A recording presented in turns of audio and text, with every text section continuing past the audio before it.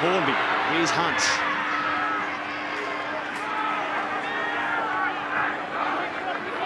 Still 3 plays left for the Dragons. Hornby to Morris. Back to Nightingale.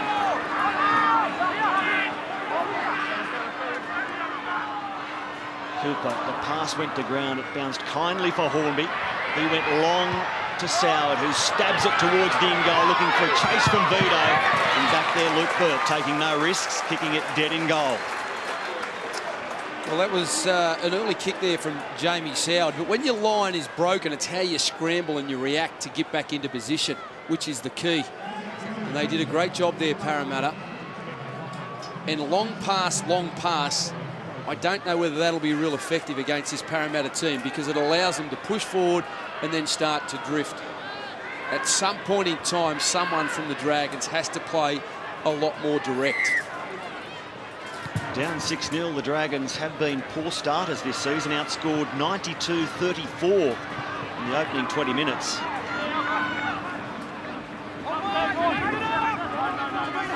Their past 7 matches. And that period has included 4 scoreless 20-minute periods. Can they find points here? Hornby. Back to Rain. Now it's Soward. Scott. They haven't won while he's been out with that injured elbow from Anzac Day. Rain quickly away. Soward, the short side probe again. It was dropped by Morris.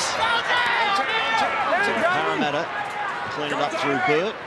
And now get away quickly. Ryan Morgan. Yeah, the execution wasn't great, but that was good play by Jamie Soward, going to the line, playing at speed and playing direct. It throws more questions to the opposition. But they're defending stoutly here, Parramatta.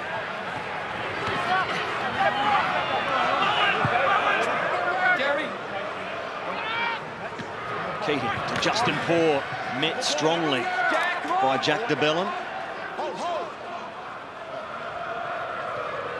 Now Hindmarsh. Standing, unable to offload. The last here. Keating to Hayne. Kicks and finds some open territory.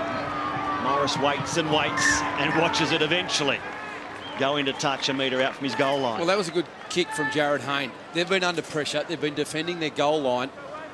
And it just gives Parramatta time now to regroup. They can walk to the scrum. They can regroup and set themselves for another attack here in defence on the Dragons. I thought Brett Morris should have attacked that ball. You know, they've had the run of play. They need to keep the ball in hand while Parramatta have been doing all the defence. Lock it in. Out. Jared, get it tighter in, mate. Here's Nightingale.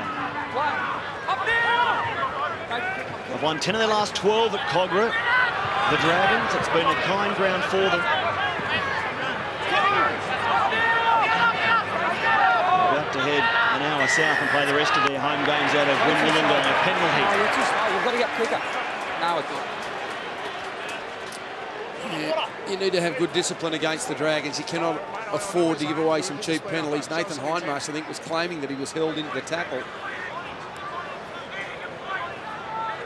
But you need to make sure that the opposition are working the ball off their own try line. Jamie Soward, with a strong kicking game, has found touch now 45 metres out from the Parramatta try line, and the Dragons go straight on the attack. It was a great kick from Soward, chewing off plenty of territory. I saw them in training yesterday. They looked very, very sharp, the Dragons. Mind you, no opposition on the field, obviously, but the kicking from Soward and Hornby at training was pinpoint. Here's Hornby to Craig.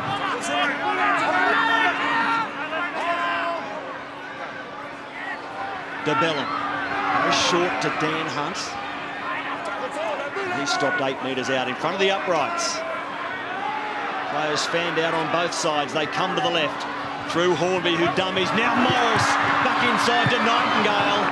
And is grabbed around the ankle by Casey Maguire, who's come away with an arm injury.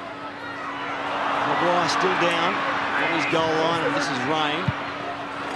Picking up another scrappy pass from the Dragons. The kick without any pressure on Jared Hayne. And this is where he's dangerous. He was collared by Lattimore, flung to the ground, and the penalty is conceded. And again, some wonderful defence by Parramatta. They worked hard together. They were pushing and working from the inside. There's a clip around the ear from Lattimore and Jared Hayne. He's earned his team a penalty. But they're showing great resolve to defend their line. More urgency than I've seen so far this year. Manor. Stopped by Cray and Hunt. His paw runs into a shot from Lattimore. The two tens coming together. And it was Lattimore winning that mini battle. A dominant tackle on Justin Paul. Surrender tackle. Behind Hindmarsh to Hayne. Here's Sando. Putting his step on. He can't get away. Lattimore again. Former Parramatta Eel. He played there in 2007. And the ball is lost by Horro. And what was his first touch? It went to ground. It's his first touch since round one. Yeah, he wouldn't be happy with that, Justin Horro. But that set of six there just shows you the predicament that Parramatta are in, because most teams use their fullback as that extra man who, when he is either on the left or right, he's creating an opportunity for his team in regards to creating a number. But if Jared Hayne is all of a sudden your ball player, you can lose numbers on the edge. And when they went to the left there, they didn't have the numbers. Chris Sando was short. And when they moved it back to the right, they didn't have an extra number. Cooper crosses halfway on the first for the Dragons. A chance here to apply some more pressure. DeBella. Stopped by Manor and Paul. And now Hunt. He's been prominent early, Dan Hunt. Formby, a step and back inside. The defence was waiting. The Dragons. It was Hindmarsh and Paul and Manor and Trent Merrin. Formby dummies into half a gap. Brought down from behind by Nathan Hindmarsh. The two veterans, Hindmarsh and Hornby. Rain gets the ball away, back to Hornby, now Soward. Again, he'll kick across field. Looking for Vito, who went up the back for Kyle Stanley! They practice it at training, and it worked a treat on game day. Soward to Vito, back to Stanley. The Dragons get their answering try. Well, it was good work from Daniel Vito, the back bat to Kyle Stanley. Going down the short side last play, Parramatta did extremely well. They continued to push forward, and Jamie Soward, a well-weighted kick, and Vito just knocking the ball back in the field of play. They did so well here, Parramatta. They covered the short side, they pushed forward when the rebound was going, the second phase play was created. Look at that from Vito, back into the arms of Kyle Stanley, and the Dragons have responded. But Parramatta, up until then, were looking strong. He has put on some size, hasn't he, this season, Kyle Stanley. Terrific talent, playing out in the centres. I think 5'8" is his best position, but of course Jamie Soward is in that role for the Dragons. It was set to be the first opening 20 minutes of a game since round one, where Parramatta had kept the opposition scoreless. It didn't turn out that way in the 20th minute. Kyle Stanley scores. And now Jamie Soward with a conversion from near the eastern sideline to level us at 6-all. Drags it across the face to the right of the posts. 6-4 in favour of Parramatta. Ben Eichen. Well, the single difference for the Dragons in that set was that their halfback, Ben Hornby, just played direct. He threw a little dummy there. He made a half break. But the moment Soward and Hornby together start playing straight, it really puts the opposition defence, the Eels defence, under pressure. And it's then the space opens up for those men on the edge. Hornby gives it to Merrin. Well, this is a big test now for Parramatta. They've started well and consistently all year. When they've had a try scored against them, opposition teams have gone back to back. couldn't believe their performance against Canberra a fortnight ago. So good in burst, but almost disappearing at other parts of the game. And it was a bizarre game of rugby league. Rain. To Bo Scott. A good run from Scott. Dragons fans will love seeing him back in the ranks. Soward kicks. Straight to Hayne. He's met by Cray, his New South Wales Origin teammate, with a former teammate, Matt Cooper, at representative level assisting. Now Rain making sure Ken Seo can't get the ball away. Here's Luke Burt.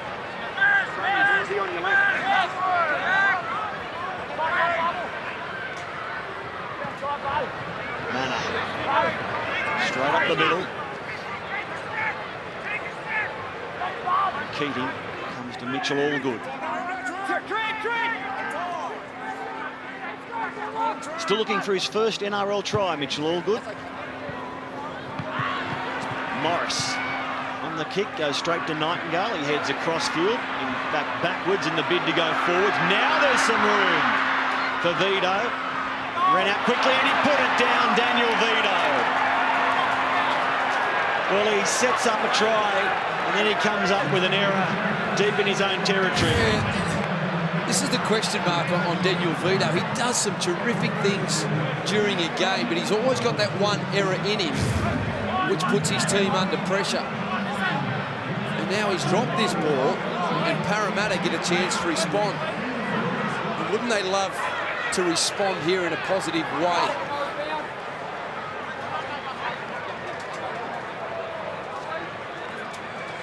They've got a great opportunity. The scrum packing on the 20-metre line. Here's Hayne. Dummying and dancing into the defence. He was stopped by DeBellin and Cray. Keating. Here's Horror.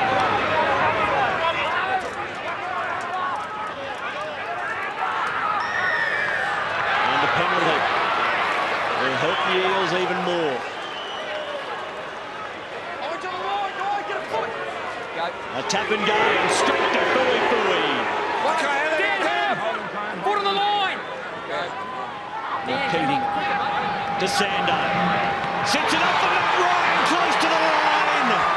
It was Sando to Ryan with points on the end. Well, they were rewarded there for a positive attitude. Instead of taking the shot at goal, they elected to keep the pressure on. And good work from Chrissy Sando, but hasn't he improved as a player? Young Matt Ryan. Sando going to the line, playing square, and Ryan just hitting a hole. And the Dragons were caught ball watching. They weren't committed to the runner. And that's just an excellent run from the strapping back rower. And Parramatta have responded. They scored first. The Dragons then scored off a kick, but they've got good resolve and good body language tonight, Parramatta. They look up for the challenge. They're refreshed.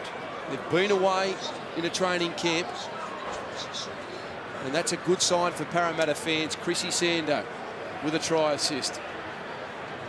He had 3 try assists all year coming to this game. He's got 2 tonight, Chrissy Sando. Is he starting to spark Parramatta as Luke Burt adds the extras? The try scorer Matt Ryan in just his 5th NRL game. His 2nd try. Ben Ikin sideline. Well, that man on screen there, Jared Hayne, I think Laurie's onto something. I'd much prefer to see Jared Hayne out on the edges being the runner of the football, not the ball player. They've got Chris Sando there who just showed us what he's capable of. Casey Maguire's playing 5'8", also a very capable ball player. This bloke needs to stop thinking pass and start thinking run.